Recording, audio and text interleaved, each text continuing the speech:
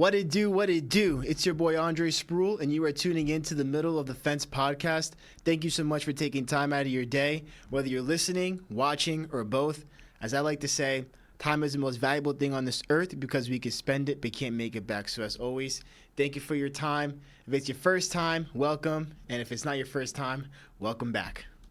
And today's episode is titled School Days, Challenges and Triumphs. So for this episode, I really wanted to take you guys through an insider lens of what it was like going to school while navigating the tough terrain and affluent acre side. And like I said, they were a mix of obstacles and victories. So let's start with the little things that didn't feel so little back then. So when it came to the everyday challenges, three of the biggest challenges were uniforms, school supplies, and commuting or transportation.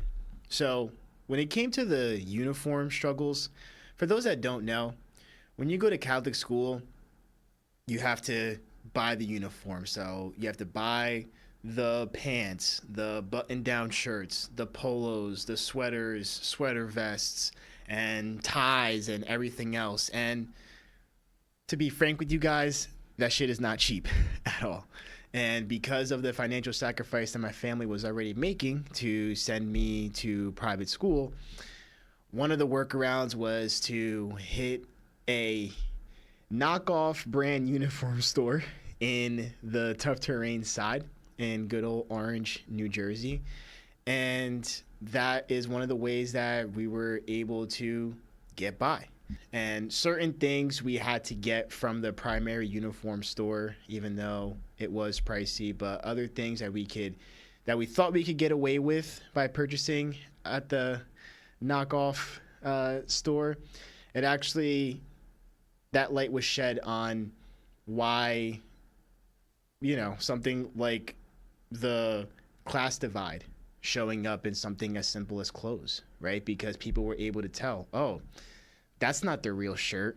Those aren't the real pants. Like, mind your business. We're all getting the same education at the end of the day, right? But that was definitely a challenge for sure, and just feeling different on top of already looking different in that environment. And school supplies. So when it came to the school supplies, it was always last minute. And we had to reach a point where, like family members had enough money to make sure that we were able to get pens, pencils, notebooks, whatever we needed, because it wasn't just for me. It was for my siblings, cousin, and so it was a lot. And sometimes we would start school and not have our school supplies yet, so we'd have to borrow pens and pencils and highlighters and things like that from fellow students or teachers if they had it, until we got the school supplies. And because of the tough terrain background, with the oldest sibling usually leading the charge, my older sister, shout out, watch episode 17 if you haven't already, which features her. And she was the main one spearheading the, making sure that myself and my siblings got the school supplies, because she's been in that position and wanted to make sure that we weren't in that same position. And another layer of the Catholic school side of things is when it comes to textbooks, you have to pay for that too, on top of paying for the expensive uniforms and tuition as well, right? And how that showed up is the textbooks, again, were not cheap. So there would be instances where if it was me or one of my siblings where the school year has started and we still don't have some of the primary textbooks that we need for the classes that we had. And when you're a kid in that situation, it's embarrassing. But again, knowing and having the wherewithal to realize that my family's making the sacrifice. So although we don't have the textbooks now, a teacher always had extra, can always look with another classmate's textbook and just make do until we get the textbooks. So it wasn't like every single school year was like that, but there were some years where we weren't even able to get the required textbooks for these classes, not not until like week 2 or week 3 of the school year already being in session. Now the commute portion. So we didn't have a bus that, especially growing up from K through 8 and into high school, we didn't have a bus that picked us up from our town and would drive the 25, 30 minutes to send us to the private high school that I went to, or to the K through 8 school that we went to that was more like 15, 20 minutes away. So because of that, picture this, okay? Regular sedan, regular ass car, right? So my aunt was driving most of the time. My mom was in the passenger seat, and in the back seat was a combination of me, my brother, my little sister, and my cousin. And even though we were teenage, adolescent ages for most of those years, 4 people in the back of a regular car still gets tight, even if you're kids, right? So, you know, something as little as like getting agitated, like, man, can you just move over and give me like some space?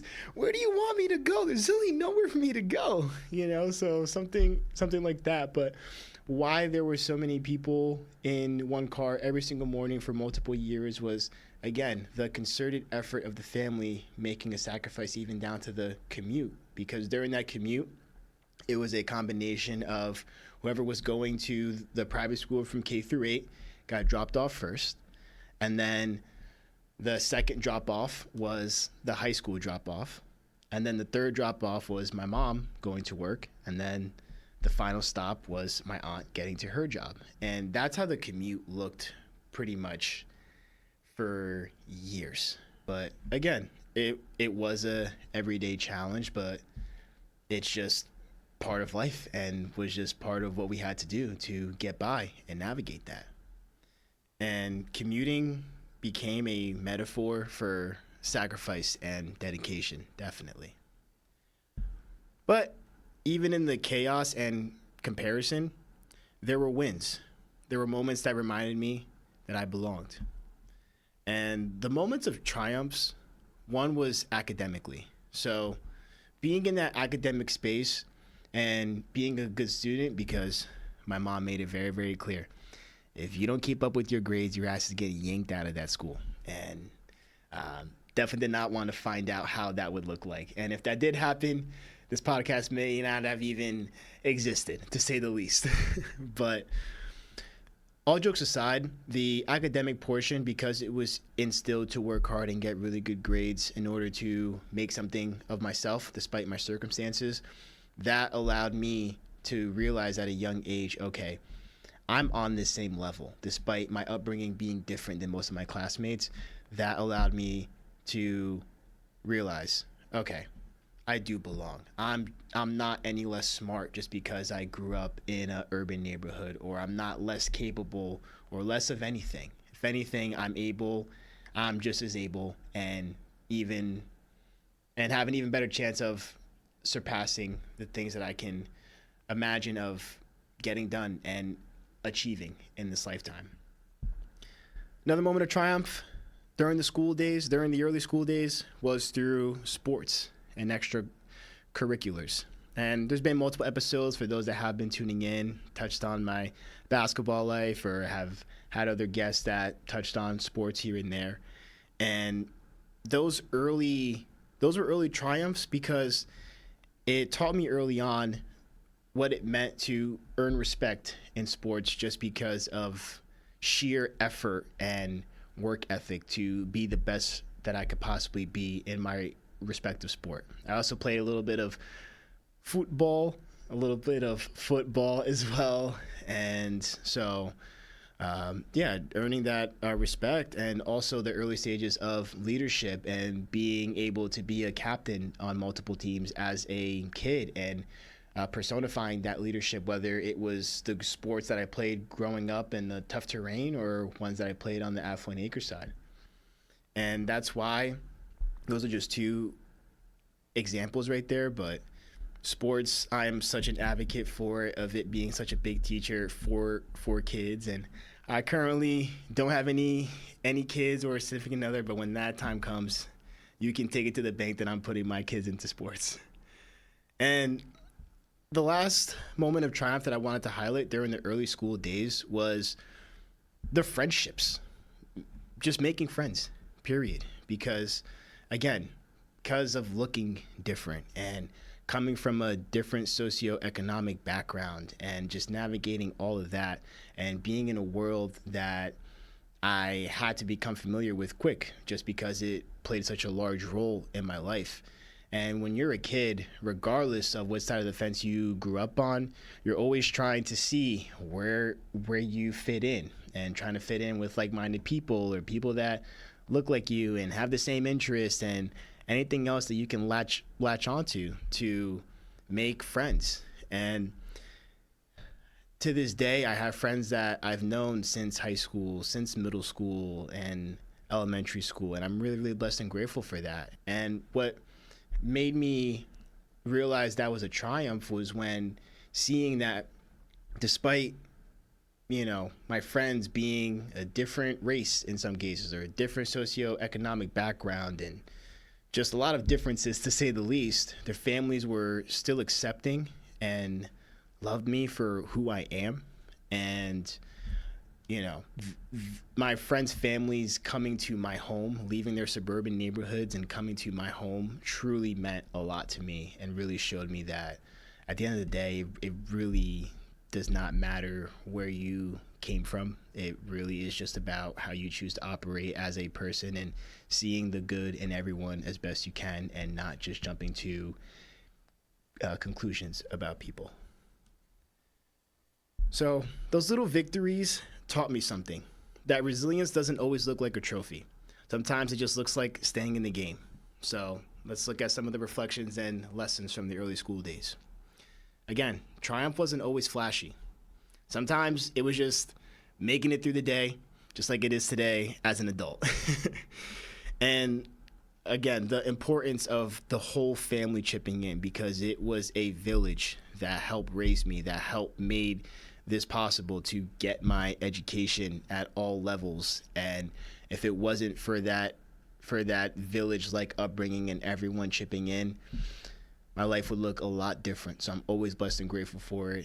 And the school days built a foundation for navigating the world. And I wish everyone had that type of upbringing, and not exactly like mine, that your boy did go through some trauma just like everyone else because of this upbringing.